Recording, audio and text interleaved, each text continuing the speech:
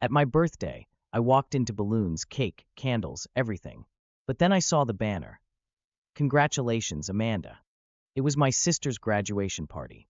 So I left quietly and did this. 2 weeks later, my sister would call in tears from the police station. I should have known better. But for one perfect, stupid moment, I let myself believe it.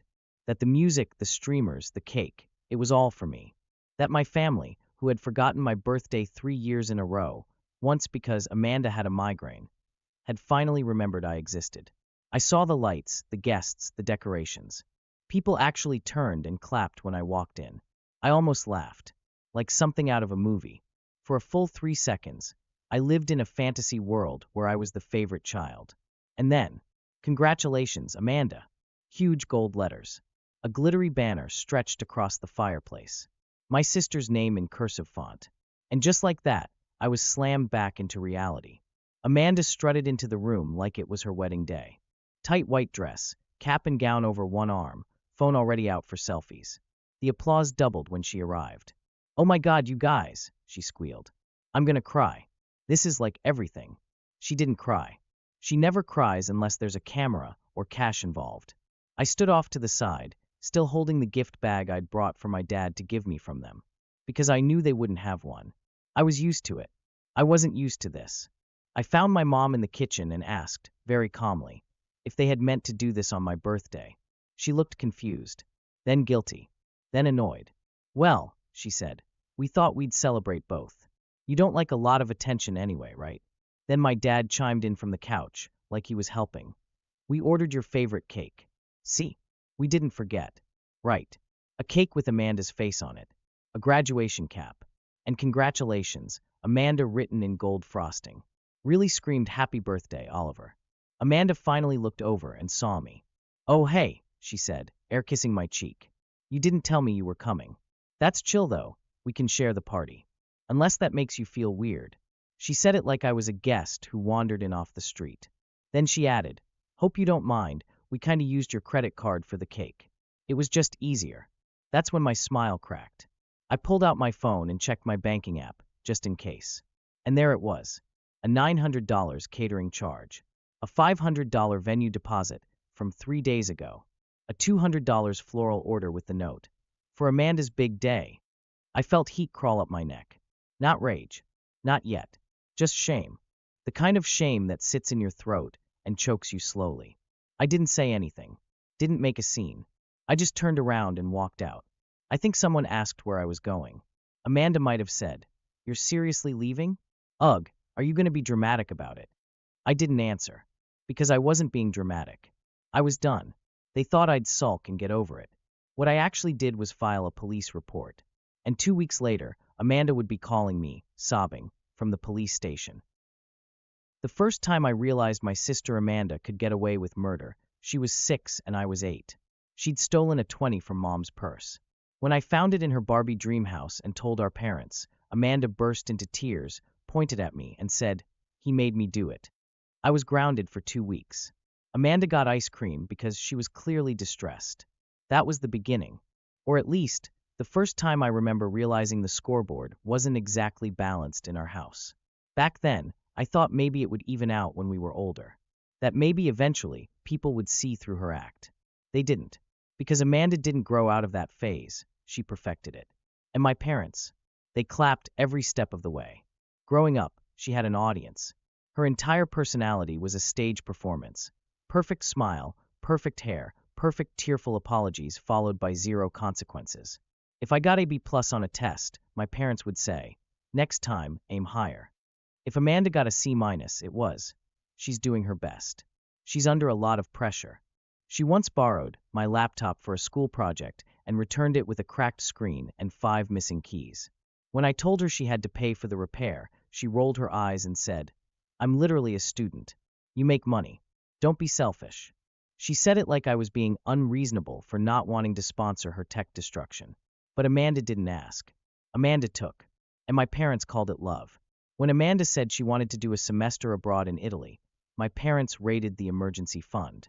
When I needed help covering a car repair to get to work after a layoff, I was told to budget better. I paid for my own college. Every cent took on 2 jobs and ate more ramen noodles than I care to remember. Amanda, meanwhile, got a fully funded degree, no student loans, and a monthly allowance so she could focus on school. I wasn't bitter.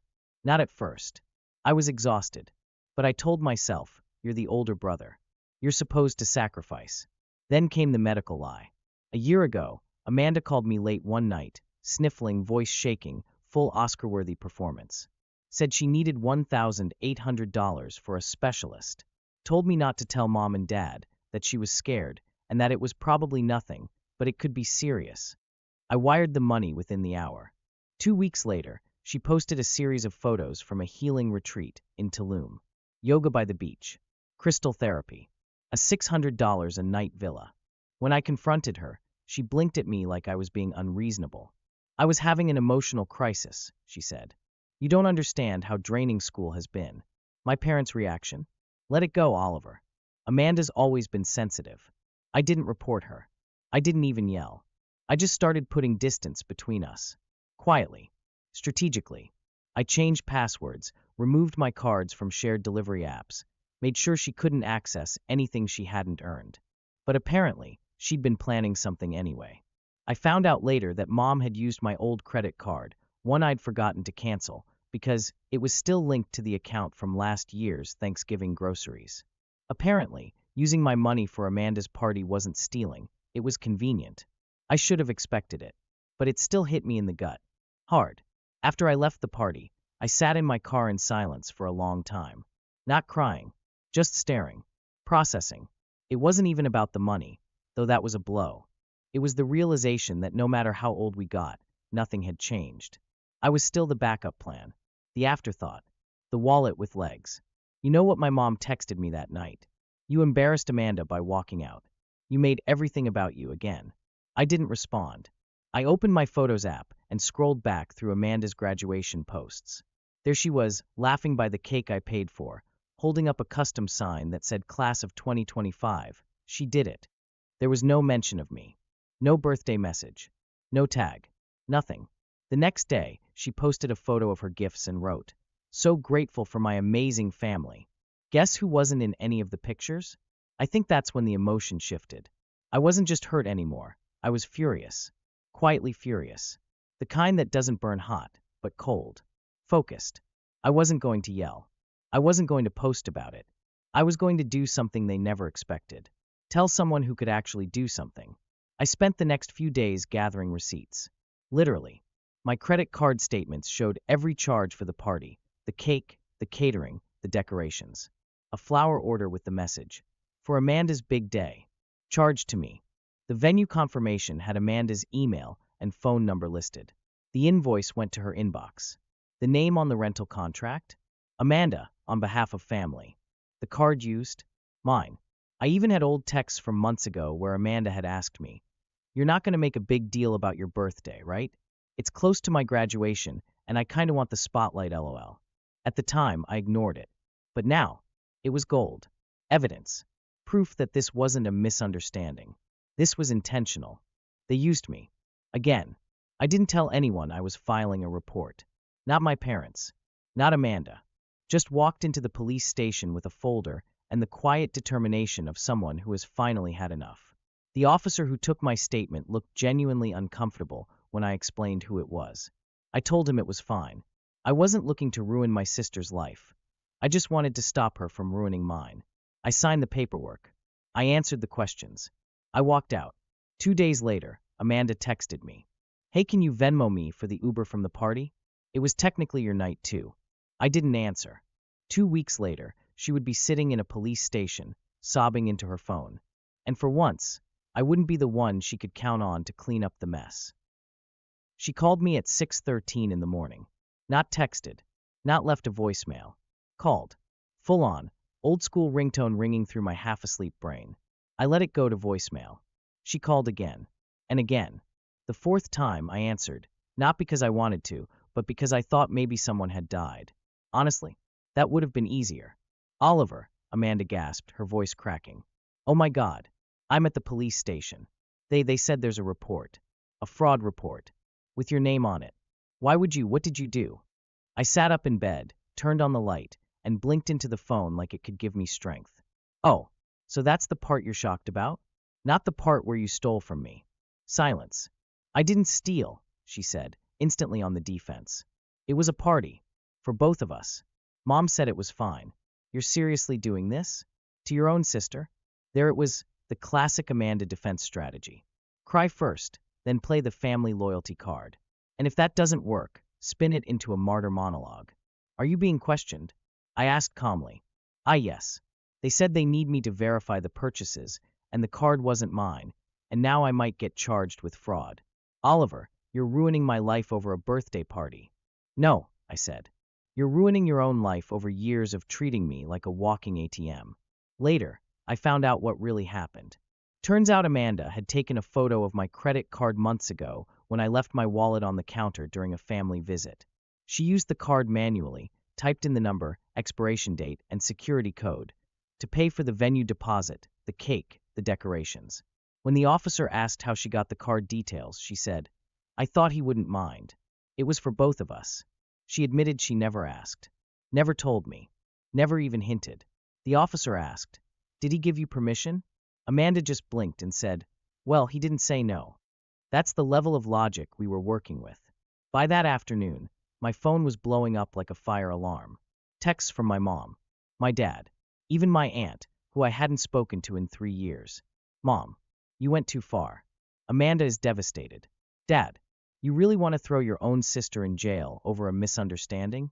Aunt Karen, whatever happened to talking things through like adults? Not everything has to be a lawsuit. I didn't respond to any of them. Not because I didn't care, but because I finally cared about myself more. That night, Amanda came to my apartment. I didn't know she knew where I lived. I still don't know how she got in the building. Probably manipulated a neighbor, or threatened a delivery guy, or cried at the buzzer. All her go-to tactics. I opened the door just enough to see her face. Red, tear-streaked, and blotchy, but not in a sorry way. In an I'm still the victim way. I'm not here to fight, she said. I need you to drop the report. Please. They said this could go on my record. It could affect jobs, travel, everything. I looked at her. Not just looked, really saw her. And what I saw wasn't a scared sister. It was a girl who had never been told no and still didn't know what it meant. You lied about needing money for medical treatment, I said. You stole my credit card. You threw yourself a party on my birthday and acted like I was the inconvenience. And now you want me to fix it. I didn't know it would go this far, she whispered. That's the problem, I said. It never goes far for you. Because people like me always let it slide. Cue the tears. Round 2. Maybe 3. I'd lost count. But they came anyway. You're doing this to punish me, she said. You've always been jealous. That one actually made me laugh. Genuinely. Jealous. Of Amanda? Yeah, I said. You're right. I've always dreamed of being the sibling who manipulates her way through life and ruins other people's credit scores. Her eyes narrowed. The crying stopped like someone flipped a switch. You think you're so perfect, she snapped. But you're just bitter. You're pathetic. You think being right makes you better than everyone else. No, I said, but it does mean I'm not paying for a crime I didn't commit. I closed the door on her mid-rant. Didn't slam it. Didn't yell. Just closed it. Because I was done being the audience to Amanda's one-woman drama.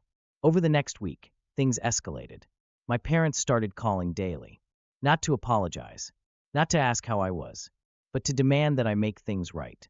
Apparently, Amanda's job offer at a marketing firm had been put on hold due to the investigation. One of the background checks flagged the police report. And instead of facing the consequences, Amanda had gone full meltdown. Are you happy now? My mom yelled over the phone. She's devastated. Her future is ruined. I was never trying to ruin her future, I said. I was trying to protect mine. They didn't hear me. They never do. A few days later, my dad left me a voicemail. His tone was calm, quiet, almost gentle. Son, we know you've felt underappreciated. And I get it. I really do. But this isn't the way. This is family. And family means sometimes we do things we don't like. That's just how it is. I played the message twice. Once to hear what he said. Once to hear what he didn't say. He never once acknowledged Amanda's actions. Never once apologized. Just gently urged me to let it go. To bend again. To keep the peace. And for the first time in my life, I understood something. Keeping the peace was just code for keep being quiet while they take advantage of you. A week after that, I got a message from Amanda. No emojis. No passive-aggressive LOLs. Just a simple line. You win. I hope you're proud of yourself. And the truth is, I wasn't proud. I wasn't gloating. I wasn't even happy. I was just done. Done carrying guilt that wasn't mine. Done paying for mistakes I didn't make. Done playing the role of the silent, dependable brother while they applauded Amanda for breathing. They had pushed me out of every celebration, every spotlight, every space where I should have mattered. And now they were shocked I'd finally stepped into my own. By the time Amanda sent me that final text, you win. I hope you're proud of yourself. I thought we'd reached the climax. I thought the drama had peaked. That the worst was over. That maybe finally they'd leave me alone. I was wrong. Because apparently, the one thing more dangerous than Amanda crying is Amanda cornered. And a cornered Amanda comes with backup. 3 days after that text, my mom showed up at my office. She didn't even call ahead. Just walked right into the lobby like she owned the place and asked to speak with me urgently. When I came down, she looked me up and down like I'd personally betrayed the family bloodline. I raised you better than this, she said. No hello. No how are you. Just straight to the guilt. I motioned for us to step outside. She followed, her heels clacking like judgment across the pavement. You've humiliated your sister, she snapped. She might not get the job now. Do you understand what this means? Her whole career could be ruined. I said, yeah, that's usually what happens when you commit fraud. Her face reddened. Not from shame. From fury. You're doing this out of spite. Over one party. We raised you, Oliver. We paid for your school clothes. Your sports. Your food. Right, I said. And in return, I gave you a down payment on your house and covered your utilities for 2 years. But sure, let's talk about that one time in 5th grade you bought me sneakers. She actually had the nerve to say, that was your choice. We never asked you to help. No, they never asked. They just expected. Expected me to pick up the slack when Amanda blew through her allowance. Expected me to cover the gap when Dad forgot the power bill. Expected me to be grateful for scraps while Amanda was handed everything on a silver platter, including my birthday. I'm not dropping the report, I said. And if Amanda has any sense left, she'll take the deal the officer offered her and move on. My mom glared at me. You're not just punishing Amanda. You're punishing this family. I shrugged. Then maybe this family should have stopped treating me like a stranger with a checkbook. And I walked back inside, leaving her standing there, fuming, arms folded, in the same heels she'd probably worn to Amanda's party. The next escalation came 2 days later.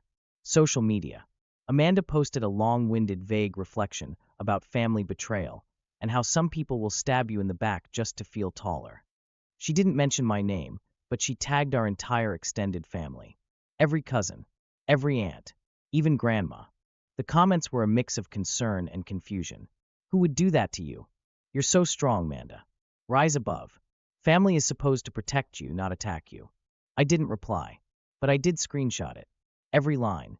The next day, I woke up to 5 missed calls from relatives I hadn't spoken to since childhood, and 1 DM from our cousin Lila, who did know the full story, and simply wrote, "They're drowning. Don't throw them a life raft." Amanda wasn't done. She emailed my boss. Let that sink in. She emailed my boss, pretending to be a concerned friend of the family, and claimed I was going through a personal crisis and might be lashing out at loved ones inappropriately. Luckily, my boss is the type of person who drinks black coffee, runs marathons, and doesn't tolerate nonsense. She forwarded the email to me with one line. Let me know if I need to block anyone.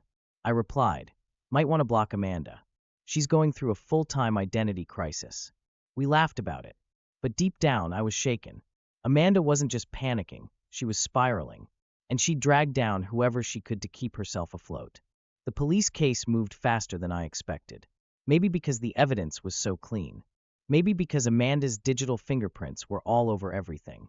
Maybe because the officer handling the report was the kind of guy who didn't like being lied to. They offered Amanda a deal. Repay the full amount. Complete 100 hours of community service. Enroll in a financial accountability workshop. In return, no charges filed, no permanent record. All she had to do was admit fault. Own up to it. Learn something. She refused. Said it was humiliating. Said it would make her look guilty. The officer's reply, "You are guilty." Eventually, her pride cracked. Not because she suddenly developed self-awareness, but because the marketing firm that had been considering her application found out about the report. The offer was rescinded. No job, no launch pad, no dream career. Just Amanda, sitting in her room in her parents' house, throwing tantrums between phone calls to lawyers she couldn't afford. Guess who didn't bail her out this time? My parents made one final attempt to reel me back in. A group call. The tone was soft, calculated, like a PR campaign. "We just want to talk," my mom said sweetly. As a family, Amanda was on the call too, silent for a moment. Then, "I'm sorry, okay? I didn't mean to hurt you." It was the flattest apology I've ever heard, like a child being forced to say sorry after shoving someone on the playground. "What exactly are you sorry for?" I asked. Another pause. "For taking your card without asking?" "That's not what happened," I said. "You stole from me." The silence on the other end was thick. "You've made your point," my dad said finally, voice cold. "So what now? You gonna disown us? Is that what this is?" "No," I said. "I'm just done pretending any of this is normal." And then I hung up. No yelling, no drama, just quiet, final clarity. 3 months later, Amanda had completed the workshop and was working part-time at a pet supply store. Our parents still hadn't spoken to me directly, but I'd moved out of state, gotten a promotion, a fresh apartment, a small group of friends who knew me as me, not Amanda's brother. One evening, I got a message. "Amanda again. Saw you moved. Hope things are good. I could really use someone to talk to." I stared at it for a while. Then I turned off my phone, made a cup of tea, and sat on my balcony watching the city lights flicker like tiny, silent fireworks. For once, my life wasn't about cleaning up her mess. And in that silence, I finally felt free. I still get mixed feelings about it sometimes. Not guilt, exactly, just that little voice in your head that says, "What if you just let it go one more time?" But then I remember the years of silence, the stolen money, the birthdays that weren't mine, and I know I did the right thing. Still, what do you think? Was I too harsh? Or was it finally time someone held her accountable? Let me know in the comments. I'm genuinely curious how people see it. And if you like the story, or just enjoy watching family drama unfold that isn't yours, hit that subscribe button.